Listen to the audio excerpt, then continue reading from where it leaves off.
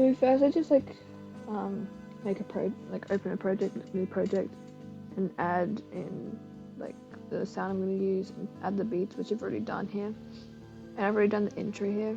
Just the font that I use is just Arial Bold, or like any one of these here.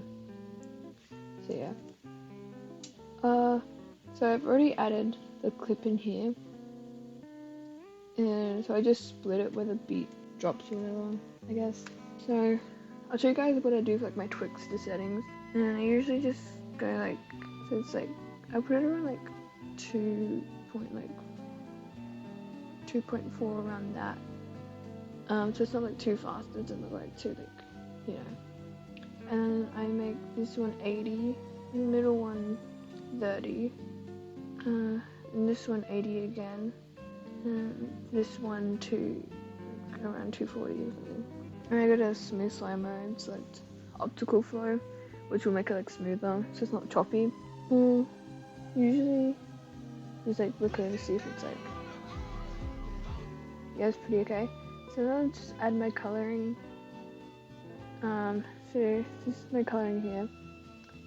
It's 10 for the temperature, -15 for saturation, -5 for exposure, 5 for contrast, 20 for highlight, -15 for shadow, and 15 for sharpen, and 20 for vignette. I don't know how to say it.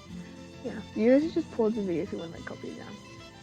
And then I go to filters, and I choose like the Warlock filter.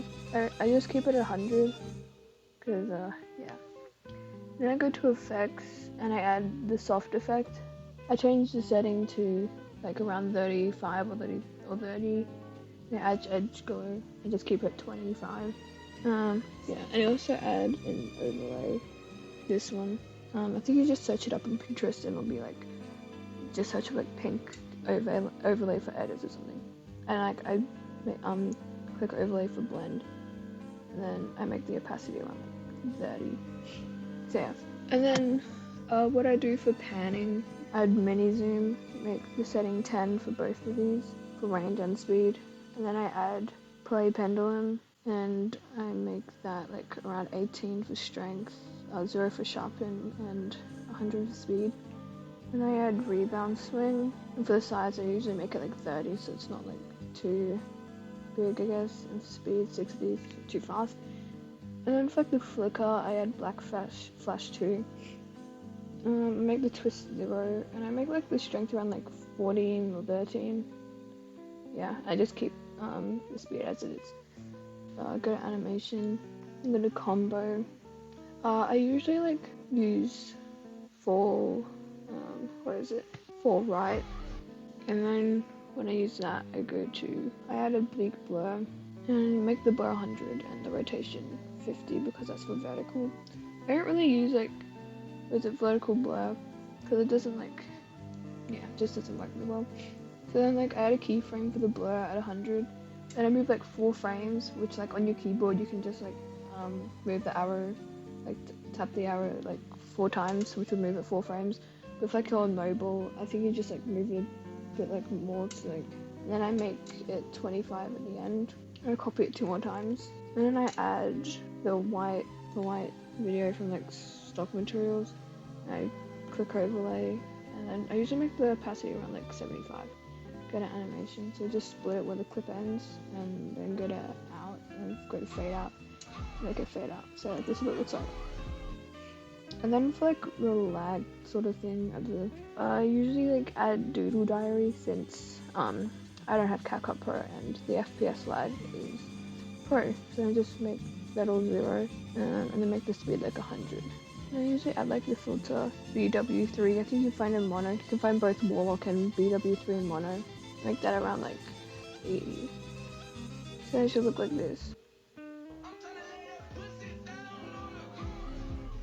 And then to add flashes and stuff, I just add this over here.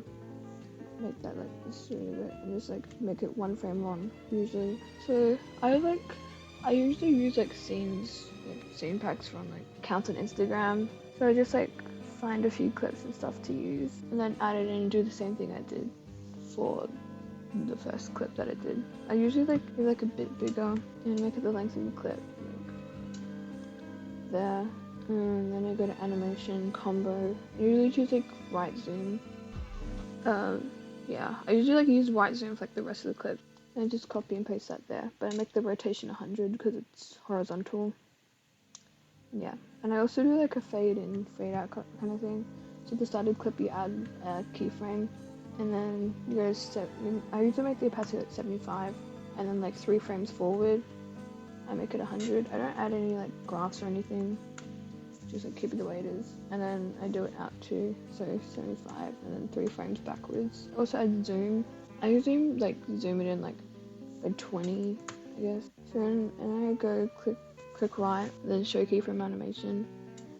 Then I click the keyframe there, and then I usually do like ease in if it's like zooming in, and ease out if it's like zooming out.